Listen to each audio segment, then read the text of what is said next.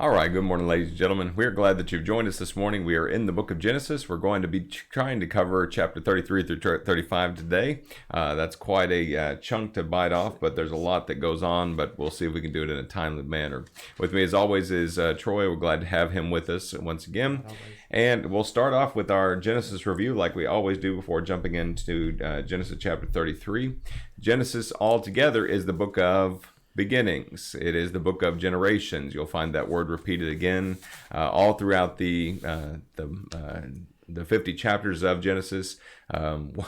One person came up to me the other day and just simply said, Toledat. And I said, yes, you've been following along. I'm glad for that. So we are glad that you're tuning in and spending time with us and learning this great book. We have a division of the book of Genesis there between chapter 11 and chapter 12. Going up to the first 11 chapters, we've got four great events. The first one is creation, Genesis chapter 1 and 2. Then the fall, Genesis chapter 3. Then the flood, Genesis chapter 6 and 7. And then finally, we finish with the Tower of Babel, Genesis chapter 11. Once we get to chapter 12, we follow then four great men. It's not the events anymore. Beginning in Genesis chapter 12, we follow Abraham, then his son Isaac, then his son Jacob, then finish out the book following his son Joseph. And those are the four great men of the book of Genesis. I hope you're getting that. We have two key verses. The first one is Genesis chapter 3 and verse 15. And the second one is Genesis 12, 1 through 3. And Genesis 12, 1 through 3, that quad promise God makes to Abram at that time. And there are four parts of that promise. The first one is that he promises a people. He promises them a place.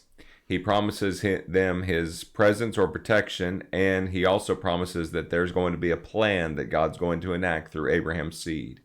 And as we look into Genesis chapter 33, we're now looking at Abram's grandson, and as he's Jacob, and then his great-grandchildren, Abram's great-grandchildren, sorry about that, they would be, and their adventures, their life, their journeys, and we left it kind of on a cliffhanger last week. You remember that Jacob wrestled with a man, with God, until morning there at the end of Genesis chapter 32. He's about to meet his brother that he's been estranged from for the past 20 years.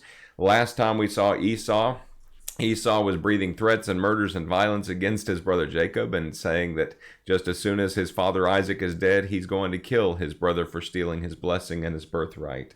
Now here comes Esau, and let's read Genesis chapter 33 and read what happens and come back and make some observations.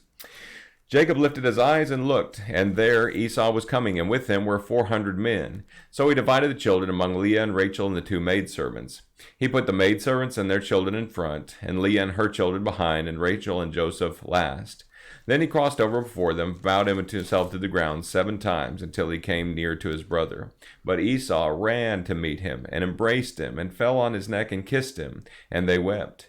And he lifted his eyes and saw the women and children, and said, Who are these with you? And he said, The children whom God has graciously given your servant.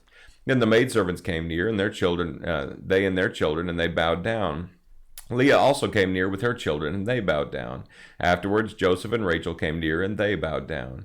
Then Esau said, What do you mean by all this company with which I met? And he said, These are to find favor in the sight of my Lord. But Esau said, I have enough, my brother. Keep what you have for yourself. And Jacob said, No, please, if I found favor in your sight, please receive my present from my hand, inasmuch as I have seen your face as though I had seen the face of God, and you were pleased with me. Please take my blessing that's brought to you, because God has dealt graciously with me, because I have enough. And so he urged him, and he took it. Then Esau said, Let's take our journey, let's go, and I'll go before you. But Jacob said, But my Lord knows that the children are weak, and the flocks and the herds are nursing are with me. And if the men should drive them hard one day, all the flocks will die. Please let my Lord go on ahead of his servant, and I will lead slowly at a pace which the livestock that go before me, and the children are able to endure, until I come to my Lord in Seir. And Esau said, Now leave me with you some of the people who are with me. But he said, What is there? Let me find favor in the sight of my Lord. So Esau returned on that day to his way in Seir. Jacob then journeyed to Succoth, built himself a house, and made booths for his livestock. Therefore the name of the place is Succoth. And Jacob came safely to the city of Shechem, which is in the land of Canaan, which he came from Padan Aram. And he pitched his tent before the city, and he bought the parcel of land where he pitched his tent from the children of Hamor, Shechem's father, for 100 pieces of money. And there he erected an altar, and there he called it El Elohe Israel. We see a number of things in this chapter, and I've just simply entitled this lesson, When Faith Fails You and You Can't Run, Try Bribery, Murder, and Relocation. We'll find more of that in Genesis chapter 34 and Genesis chapter little title 35. Yes. Short title. It's pretty good. it's a front page for the New York Times, I think, tomorrow. So there you go. As Jacob meets Esau in Genesis chapter 33, we see a number of things, Troy, at least in my estimation, that are just kind of seem like they're facepalm moments. After his experience with God at the end of chapter 32, what are some of those things we notice about his meeting initially with Esau that are noteworthy? Or what are some things that stand out to you? Okay. So the first thing that I read, so I saw your facepalm moment comment, but right before that, he looks up and he sees Esau with the 400 men, and I thought in my warped mind, oh, he had a 7-Eleven moment. You know why? Why is that? A big gulp. He just... That's a good one. I had to, thanks. I'm laughing on the inside, even if I'm not laughing on the outside. I see that. I see that. I'm grinning. You liked it. It's a patronizing smile. This. Okay. That's right. Go ahead. So what we see, and we'll talk about that, I'm sure. We'll just go over this. In the lesson that you put together, there is a list of opposites, instead ofs. And you have scheming instead of scheming, and I put devising, so I could put 2 Ds, devising it, and then instead of, he was devising instead of depending. So right. I don't know if you like my Ds or not, but I did that. And so he had just wrestled with God. He had just had this encounter, and he should be feeling good about himself, and he should be excited about what God has in store of him. At the beginning of 32, he sees an army of angels. Mm-hmm. So they're traveling with them, and instead of embracing that aspect of his life, he starts devising a plan to get him out of what he perceives as trouble. Right. That's what I get out of this, instead of depending on God. And so what's his scheme? I mean, he comes up with this idea. I'm going to go meet him. And last week I talked about him. He should have been going first at the point instead of sending out his messengers. But I'm going to go meet him, and I'm going to grovel, which is the next idea. But he gets this plan of, I'll separate everybody. I mean, I'll put them in order of importance, going from last to first, and I'll go out there and meet. So he gets this scheme going. Mm-hmm. And we've kind of talked about this. You just have to wonder how the first people in that entourage felt. And then how his other sons, right. Because these weren't children we're talking about. These are older sons, and we'll see that with Reuben. They understand what's going on, and I would just wonder at that point, is that the beginning of their brother's resentment for their brother? When they see, okay, our dad's putting us in danger, and he's protecting us. So I see that as his devising and depending, instead of depending on God. Right. You've got kind of Operation Human Shield here. He's got verse 2. Takes the maidservants, their children, you might consider least loved, Leah and her children after them, and Rachel and Joseph very last. Mm-hmm. If there's going to be anybody that escapes, you remember that Jacob already divided his people into 2 camps so that if Esau attacked one, the others could escape. But now he's putting people in rank, and it seems like almost in order of how loved they are by him. Going on, as the sun's rising, you have a limping Jacob. Again, his physical mark over having wrestled with God, and he's still the supplanter. He's still the schemer. He's still the one that's trying to rely on his own ingenuity to get out of this mess. Notice also that, as Troy mentioned just a few minutes ago, just a couple of contrast. Now, as Esau runs to meet him there in verse 4, fall on his neck and embraced and wept with him, you find Jacob on his face. Jacob has bowed down 7 times to the ground until he came near to his brother. Yeah. As he introduces his family, those people come, and he most likely set the precedent, or at least taught them in some respect, that this is the way we're going to greet this guy. Verse 6, the maidservants came near, they bowed. Leah came near with her children, they bowed. Afterwards, Joseph and Rachel came near, and they bowed. It's almost a touching reunion, because Esau has the reaction of the father in the prodigal son in Luke chapter 15. You remember that the prodigal son saw the son coming and ran, fell on his neck and wept and kissed him. Mm-hmm. And Esau is doing the exact same thing, but Jacob is kind of, I don't know, it's kind of like he's hedging his bets. He's still playing the angles. So. Yeah, and it, to me, it sticks out that he is bowing, that he's paying homage or whatever you'd call it, 7 times as he's walking. So he's approaching him, falls down 7 times. Everyone else is falling down. But as I was thinking about that and reading about that, I was thinking about what had just happened when he's named Israel. What's mm-hmm. one of, like in New King James, the footnote is Prince with God. Right. And then God's prophecy to his mom, why are these babies? Why am I having such a hard time with carrying these children? And what did God say? At 25:23, 2 nations are in your womb, 2 people shall be separated from your body, 1 people shall be stronger than the other, and the older shall serve the younger. And then Isaac's blessing, Genesis 27:29. I know he's supposed to, Esau was supposed to get the blessing, but in 29, let people serve you and nations bow down to you. Right. Be master over your brethren. Let your mother's sons bow down to you. Cursed be everyone who curses you and blessed. So he is going against God's plan, definitely. Right. And Warren Wiersbe, and he made this comment, instead of acting like a prince, he acted like a pauper.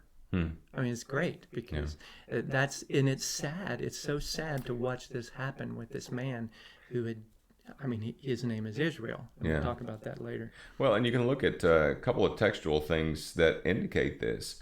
Jump down to verse 8 and note that Esau said, what do you mean by all this company which I met? And Jacob says, he said, these are fine favor in the sight of my Lord. That's a entreaty from the lesser to the greater. And again, there in verse 10, if I found favor in your sight, please take the present from my hand.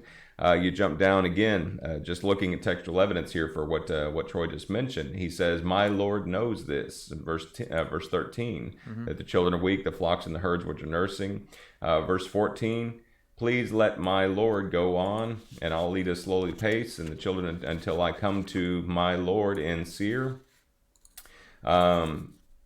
Please let me find favor. Here we are in the same vein. Verse 15, please let me find favor in the sight of my Lord. There's 5-6 times here that Jacob calls Esau that. And what Troy mentioned, and it's worth going back or at least making a note about, is back in Genesis chapter 29. Is that what? 27, excuse me. Yeah, 27, chapter 29. 27, verse 29. Here's Isaac blessing Jacob and saying, let people serve to you and nations bow down to you. Who's supposed to be the ones that's bowing down to Jacob because of his blessing? He says, be master over your brethren and let your mother's sons, read Esau, bow down to you. Cursed be everyone who curses you and blessed be those who bless you. Now you find exactly what Troy mentioned is here's this guy who is going in the complete opposite direction from what the promise of God is. And if he's really the prince with God, again, depending on how you read the word Israel, wrestles with God or prince with God, because Israel's both.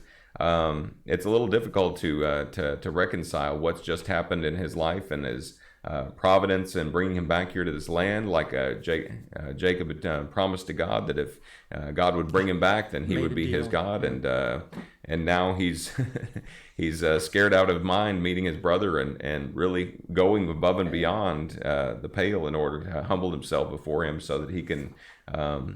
You just picture a dog approaching who's afraid that they'll be beat on, and it's a sad picture. Right. In verse 10, you were going through that, and we're getting ready to get there. But he could have, I guess that's the direction we're going, but he could have let Esau know, okay, God has talked to me, and he's laid it out, and you need to know this about me. My name isn't Jacob anymore. My name is now Israel, and here's how it's going to be. And he missed his opportunity. And maybe his motivation for not doing that was, I don't think Esau wants to hear this again. Right. No. Yeah, and he uses a different name for God. He says, though I'd seen the face of God, he uses the sovereign name and not the personal name. Yes. Again, it's kind of that's a scary statement. He tells Esau, I saw your face as the face of God. How he had seen God's face already. just a few hours before. Yeah, and that's not Esau. Right. And so it's a scary statement. And then just some observations from mine. He offers him, where does he say it? He says, please. Yeah, in verse 11, please take my blessing that is brought to you, which is to me is maybe a poor choice of words. Here's a blessing that I'm going to bless you now, just like our father didn't do. Right. Because I don't know. That's just. And he knew what he had taken from Esau. Yeah. And then he Esau took his blessing. Now here's my blessing to you. And that's. Oh, Jacob working all the angles, it seems like. And the word graciously, maybe kind of an underhanded, again, verse 10, verse 11, take my blessings brought to you because God has dealt graciously with me. Maybe trying to, again, hedge his bets and say, now, God's been gracious to me. You know that he's going to take care of me. So whatever thoughts of vengeance and hatred and murder that you still have in your, roll it around in your mind, Esau, you might want to think about those again. But you look at the track record of this guy. He used to have on my classroom wall a poster that said, once a trust is damaged, once a trust is violated, the damage is hard to repair. And you look and see the way that Jacob has been conducting himself all throughout his life. And again, if this is the only way that he knows, it's kind of hard to trust that, anything that he does here in this chapter is really sincere. Troy made a nice little map here to talk about this at the very end. At the very last part of it, that Esau says, "Come on, let's go and let's dwell together. Let's spend some time together." And Esau says, "Come on and come and I'm going to see her. Why don't you come with me?" And Jacob says, "Well, no. The kids are moving on kind of slow, and the flocks are nursing, and y'all go on ahead, and we'll meet you later." It's kind of like we'll catch up to you in just a little while. In 14 he actually says, "Until I come to my Lord and see her." Yeah. He said, "I will be there. I'll follow you. I'll get there." Yeah. We'll get there eventually. But then we'll look at that map, and it doesn't seem. he never had any intention in getting there. Right. You see that Seir is, quite a way south. Right. And he goes to Succoth instead. Just not the opposite way, but quite a ways. Yeah, he takes a right turn there and heads on away. And then he has no intentions of getting to Seir because we'll talk about that in a second. But he builds a house. Right. He has no intention, and then he continues on over to Shechem. You see that again to the west instead of going south to see his brother.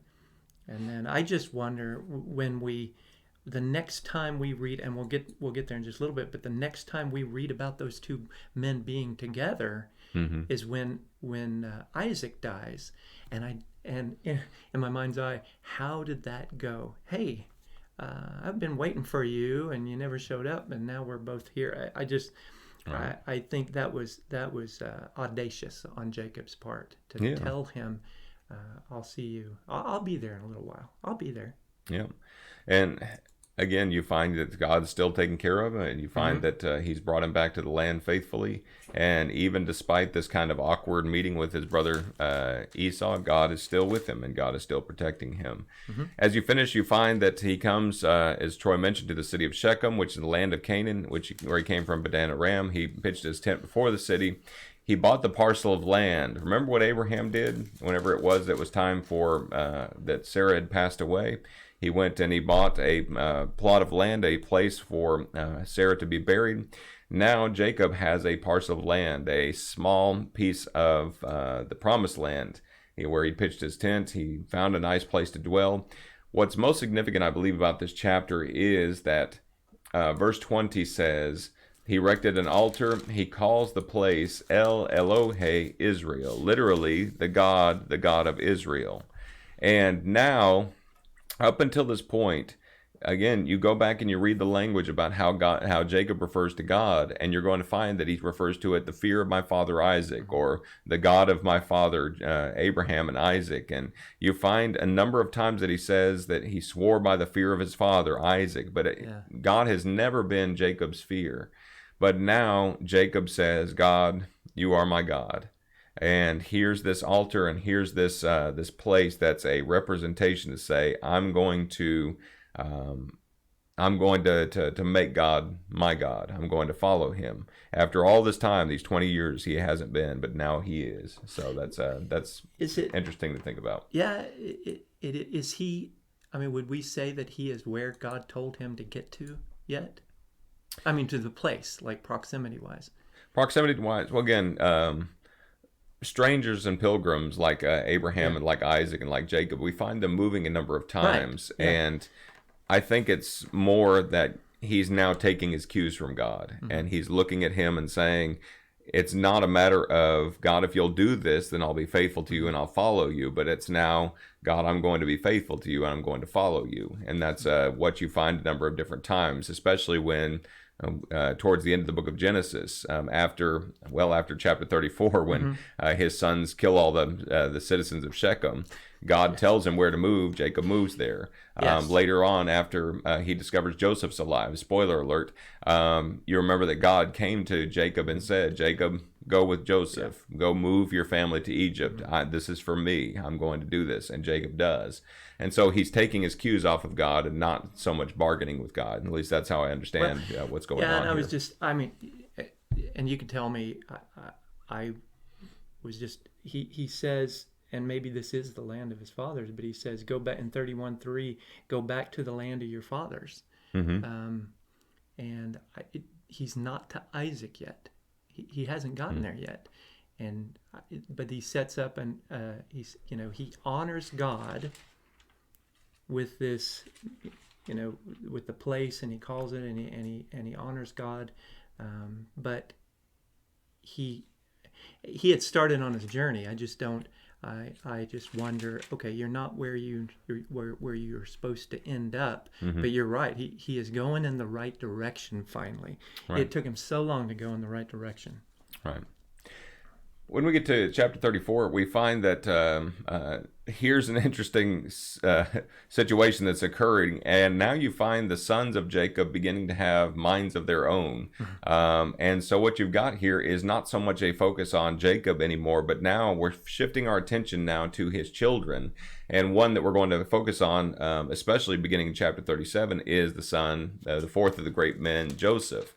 But here's what the children are doing at this time, and not just what Jacob's doing and leading his family from here to there. Chapter 34 and verse 1 is one of those verses we might have a tendency to want to kind of pass over, but don't miss this. Dinah, the daughter of Leah, this is one of the children of Jacob, and whom she bore to Jacob, went out to see the daughters of the land. There's something in this statement that says, danger, Will Robinson, the old Lost in Space. There is. To see the daughters of the land. The word see simply means, or has a connotation with it, to say that, to learn about, to gaze out, to present oneself to admire, or to experience. Dinah seems like she's going off the reservation, as it were. And as she does, she meets the men of Shechem and actually a guy by the name of Shechem, son of Hamor the Hivite, prince of the country. He saw her. Note what it says that he does. He takes her, he lays with her, and he violates her. Mm-hmm. It seems like what Shechem did was he took her and he raped this young lady. What the brothers are going to refer to it as down in verse 5, he defiled his daughter. Yeah, and that's a good. He made her unclean. Yep. Yes, he raped her, but in doing so, he made her.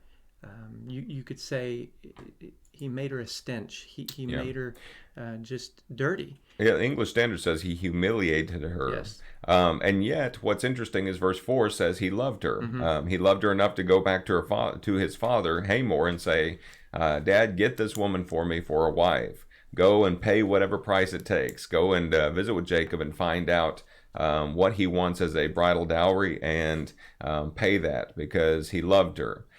What's happening is that Jacob is notably silent in this account, and there's actually more than one silence about in this account, and we'll look at that here in just a few moments, and what's absent from chapter 34. But what's going on is verse 7 says, the sons of Jacob came in from the field when they heard it, and the men were grieved and very angry because he had done this disgraceful thing in Israel by laying with Jacob's daughter, a thing which ought not to be done.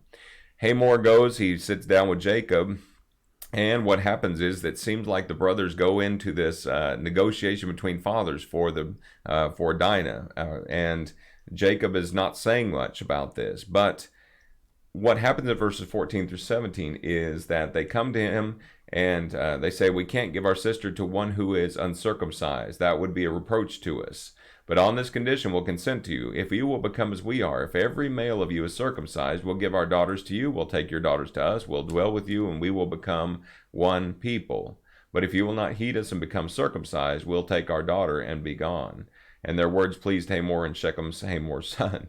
So now what they're doing is they're deceiving these people, as we'll find out here in just a moment. But they go and Shechem and Hamor go back and they have a meeting at the gate of the city. Verse 20. And they said, here's the condition. What we're going to do is we're going to make a peace treaty with these people. We're already living in peace, and we can be rich by these people. Look what they say in verse 23. Will not all their livestock and their property and every animal of theirs be ours? Only let's consent to them, and they will dwell with us. It's kind of like they've got the dollar signs in the eyes. They're looking and seeing how they can benefit. Problem is there's one small condition for all the men of our cities. What we've got to do is we've got to become circumcised. And the Bible says, verse 24, that every single one who went out of the gate of the city heeded Hamor and Shechem his son. Every male was circumcised, all who went out the gates of the city. Now is the time where two, especially the brothers of Dinah, Simeon and Levi, go on the third day while these men are in pain from their minor surgery, and Simeon and Levi take advantage of the situation and they kill all of the males. They killed every single one of them, plundered the city because of their sister. They stole all the wealth of all of this. And Jacob comes back and says, this is the first time he speaks in this account, you have troubled me by making me obnoxious. Or a stench, or a stink. Yeah, you made me really smell bad to these people. It's a word that indicates a moral offensiveness to the people of the land. What he's basically saying is they're going to come upon us and they're going to kill us. They're going to take advantage of us and destroy us from off the planet. We're now in danger because of what you've done there in verse 30. Their simple answer was what?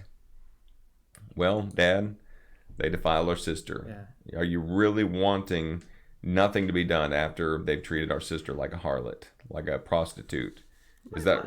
Yeah, my question when I was reading that was, okay, who was responsible for the whole situation in the first place? Right. You're on your way, you stop, you set up shop, you set up camp, and you can't... Should Dinah have gone out on her own? No. Should she have been blending in with these people? Probably not, but would she have been defiled? And maybe you're just trying to figure out who's to blame, and maybe that's not a worthwhile thing to do, but would she have been defiled if Jacob hadn't decided to settle there? um, that doesn't that's not really one of the main points that I see. But when those boys decided that we're going to deceive them, you just realize, okay, where did they learn that? Right. Where did they learn that? And then Jacob, they go to extremes, but Jacob's reaction is amazing to me. What in the world have y'all done, Right. deceiving those people like you have? And I just wrote down he didn't have a leg to stand on. I mean, his past Right. was his past. It was, and then the the fact that he doesn't say, yes, y'all should have done this because your sister was defiled. Thank you for standing up to her. What good brothers. No, it's all about me, and I'm going to be a stench, and Mm-hmm. people are going to hate us, and they're going to come after us. And it's just his self-centeredness showing up again. That's what I read from it. I Right. mean, just his attitude and his action, his lack of action. His sons having to take it upon themselves, and they were very deceptive, and they did go to incredible extremes, Mm-hmm. taking advantage. And then they were very, I mean, just the violence Yeah. and their attitudes too. And what you find an incredible lack of in chapter 34 Mm-hmm. is you don't find the name of God mentioned a single time. Mm-hmm. Regardless of how it happened, regardless of what had happened, you don't find at any point Jacob saying, all right, here's what we're going to do as a family. Let's turn and let's see what God has to say about this. Do we need to relocate? Do we need to just wait for him and wait for his punishment, wait for his vengeance? We Troy said Jacob didn't have a leg to stand on, and that's the truth. We don't often have a leg to stand on whenever we try and lean on our own understanding and not on the Lord. When we try and take vengeance on ourselves, there's a danger that's created because we become, well, like Jacob said, obnoxious, a stench morally to other people. Here's now a situation at the end of chapter 34 where the entire family has to lean upon the Lord and to look to him because they can't solve this problem on their own. Mm-hmm. So you get to chapter 35, and you can call this kind of the divine relocation program. It's kind of like the going into witness protection, but Yeah. Jacob is now having to trust in God. God then opens up, and God says, all right, Jacob, here's your cue. Here's what you need to do. Arise, go up to Bethel and dwell there, and make an altar there to God who appeared to you when you fled from the face of Esau, your brother.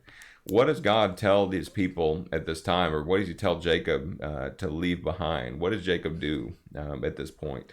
He's gonna he's gonna tell them to give up all of those things that have to do with idol worship, with worshiping other things. Yes, the idols, but also the earrings and anything that has to do with that doesn't have to do with worshiping God and following God. Mm-hmm. And he will collect those and then buries them. And he also tells them not just get rid of this stuff, but purify yourselves. Right. Get ready for something big. Clean yourselves up.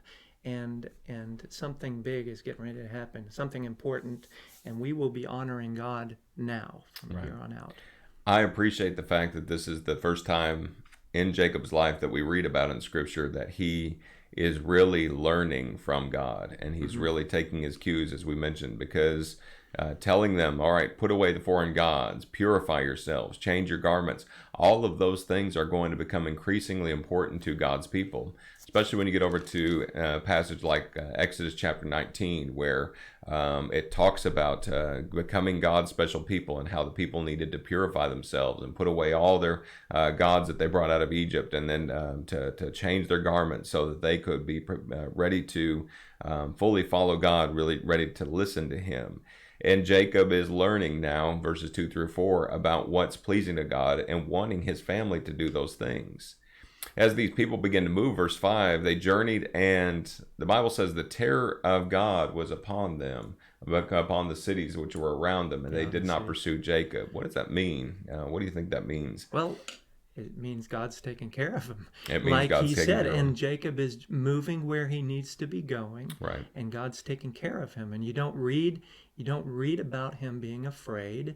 Now he's on the move. And I I just think it's about time. Mm-hmm. It's about time. And again, like you said, he's not just going on his own. You know, when he left home in the first place, he was on his own. Right. And then he was fleeing with his family before when he left Laban. He was fleeing. Mm-hmm. And then he leaves Esau, and it's like he's fleeing again. Well, now he's going toward leading them in the direction that God wants them to go. And I think that's very significant. Right. And we have the third part of the quad promise here in verse 5, the presence and the protection of God. Whether that was a divine thing that as Jacob moves, all of a sudden people in the surrounding vicinity begin to have their hearts melt and think about these people coming through our land and seeing that here's one blessed by God. It could just simply be that. Nothing miraculous in nature, but just seeing here's one that's blessed by God, and we know we don't want to mess with him. We know the power of his God. We know that that his people, slaughtered the people of Shechem, however that looked like to them, and whatever preconceived notions they had of that. They're not going to mess with them because the terror of the Lord is upon them. Mm-hmm. Jacob gets there to the place where God told him. Jacob came to Luz, that is Bethel. This is verse 6, which is then the land of Canaan. All the people were with him. He built an altar there, and he called it the place El Bethel, literally the house of the strong God, or God's the house of God. And so Jacob then has a couple of deaths that occur here in this at the end of this chapter. Deborah, Rebekah's nurse, died. She was buried below Bethel under the terebinth tree. As God appears to him in this moment, verse 10, what kinds of things does he say to him to encourage him? He reminds him, I'm God. He reminds him, I'm all-powerful. I'm the all-powerful God, but also I am the God that's going to bless you. Nations will proceed from you. You will be remembered for what will come from you, not what you've done before this. You'll be remembered in a positive light. I'm going to give you the land. I told Abraham, I told Isaac, and I would give it to you. And now I'm giving you this land. Mm-hmm. Here it comes, and be ready. And so that's very, very encouraging. I think bolstering it to bolster him and to just reinforce what's going on. He reinforces the fact that his name is Israel. You mm-hmm. are prince with God. You are the one that struggles with God. Verse 10, yeah. Verse 11, speaking, I am God Almighty, and telling him in verse 11, be fruitful and multiply. I don't know about you, but my mind went on all the way back to Genesis chapter 1 and verse 28. As he commands man and puts him there in the garden, he tells man, your responsibility is to be fruitful and multiply. There in the context of creation, but now here in the context of really sanctification, a people who are going to be prepared for the Lord. God says there's going to come kings from your seed, from your loins, and they're going to come from your body. And as these people are coming and as they're multiplying, it just drives us back to Genesis 12, 1 through 3. Here's four of the four places, or four of the pieces of the quad promise.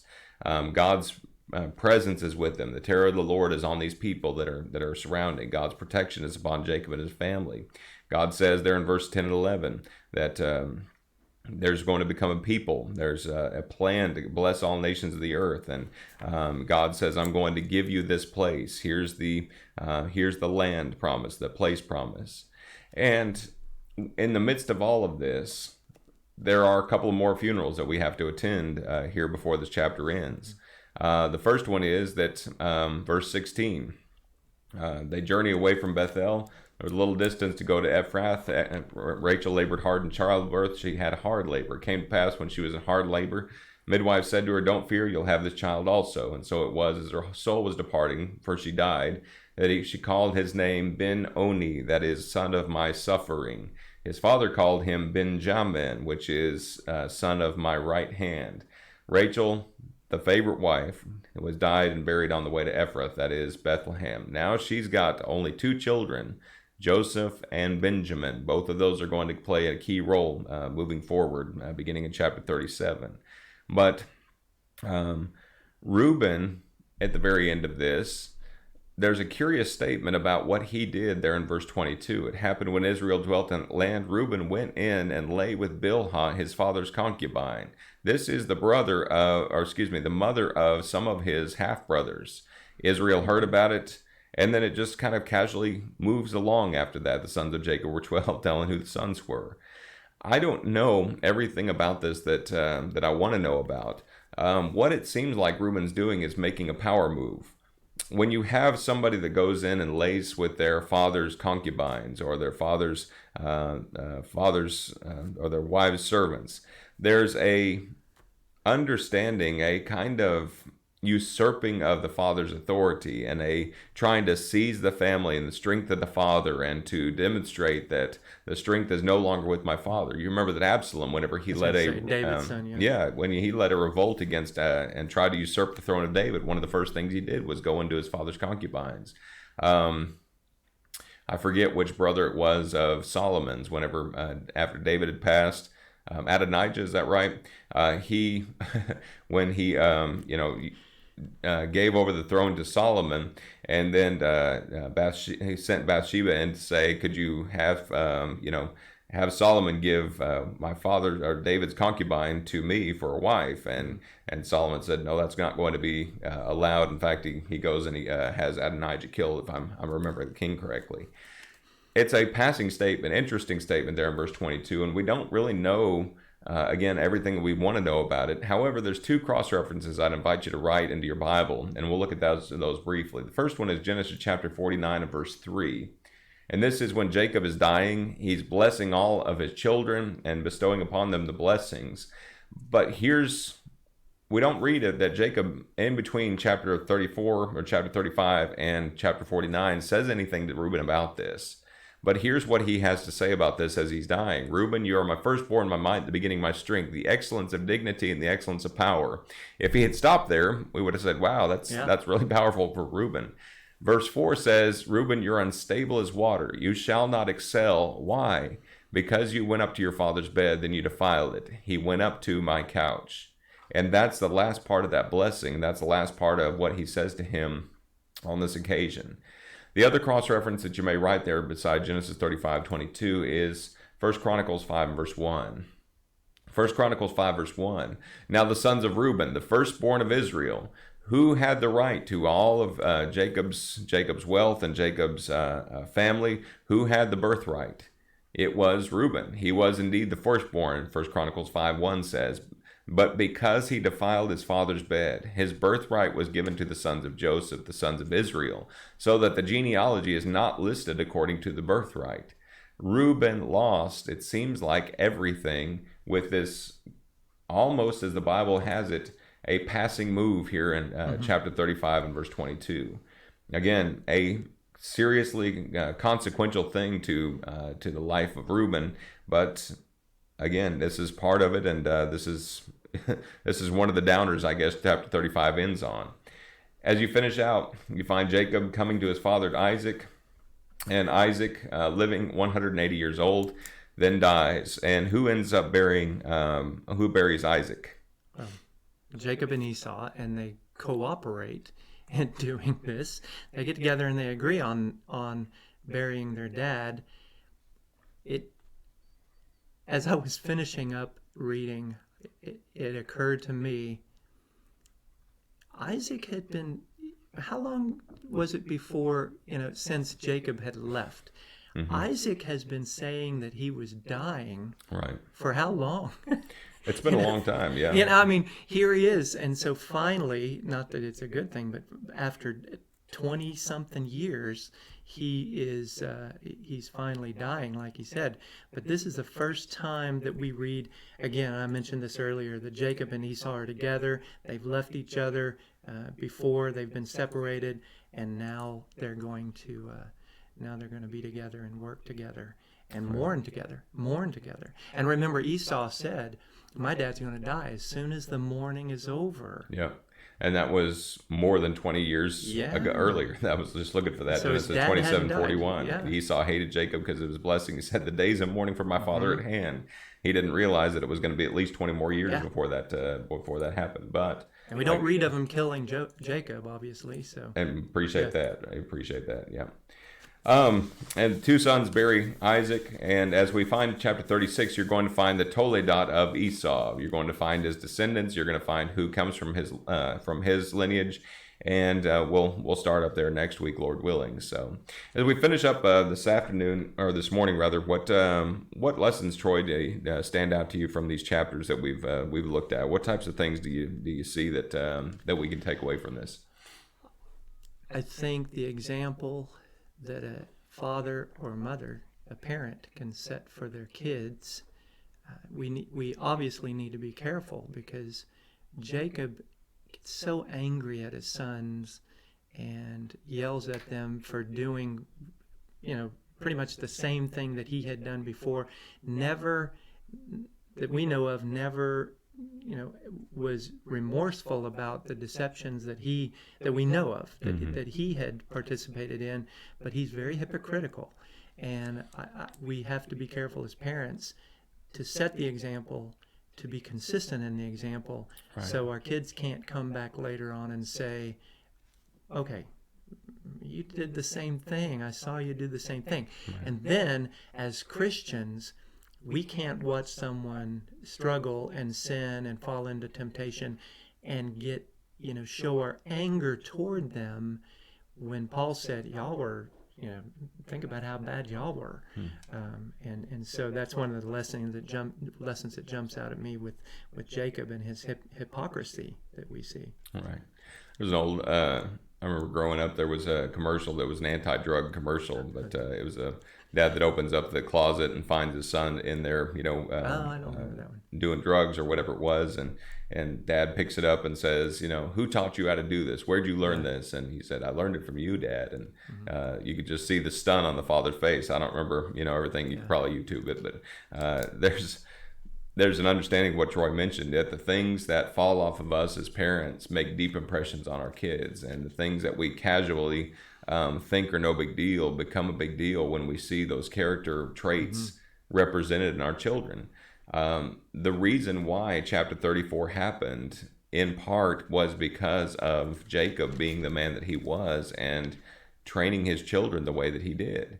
And that's just a matter of fact thing, that parents, we have a responsibility to walk in righteousness. We have a responsibility to walk in our integrity. And when we don't do that, and we think that nobody's noticing, we better take a look at those little eyes, those little pairs of eyes that are watching us, because they are all the time, even when we think that they're not. And that's an important thing to think about. And not just with our kids, our own children, which is very important.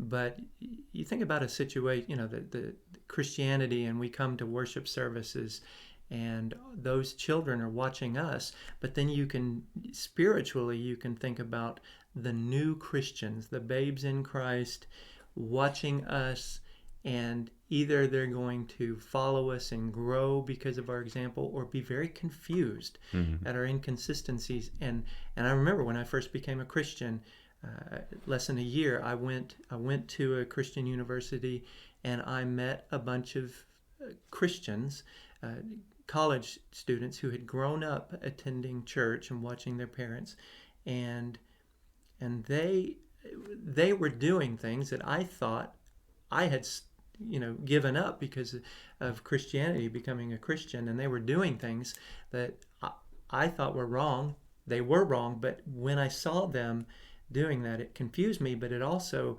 communicated to me wrongly, oh, I guess this is okay now. I thought it was wrong, but I guess since they're doing it, and I think young Christians, we need to be very, very careful about our actions, our attitudes, our what we say, our interactions with other people, because they're watching too. They are looking for guidance, and they will get it negatively or positively. Sure. And that's very, very true. And I still love the lesson, especially in the lives of these people that God made specific promises to, that God's plan is still moving forward, even when his people are not behaving like all stars, even when they have their own particular warts and foibles and inconsistencies. God still loves them, and God is still working a purpose all throughout them. And the same is true, as Troy mentioned, is we are not perfect by any stretch of the imagination. And if we start acting like we are, if we start covering those things over, we become guilty of self-righteousness, which is condemned again and again throughout the New Testament. But honest acknowledgement that I'm not perfect, but I'm serving a perfect God, and I'm trying to please him every day, and I'm trying to take his cues from his word, and trying to live my life in integrity, and trying to make the best choices. We know that God can still work in us, and God can still work through us, and we're giving him room to let his purpose and his love be clearly seen in our lives.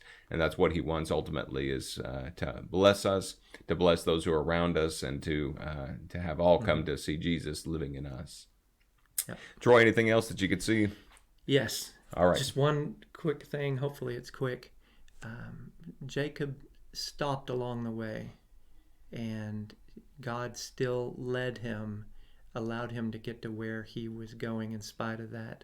And I think as Christians, there may be distractions, but if we let God, guide us and allow him to continue to bless us, those places we stop, we can continue to move on until we get to the place where God wants us to be, and that's our final destination. Right. If we allow him to lead us the way that he wants. Very good. Thank you so much for joining us today. We hope this has been a blessing to you, and we know it has been to us. And may God bless you as you serve him faithfully and try and be more like Jesus every single day.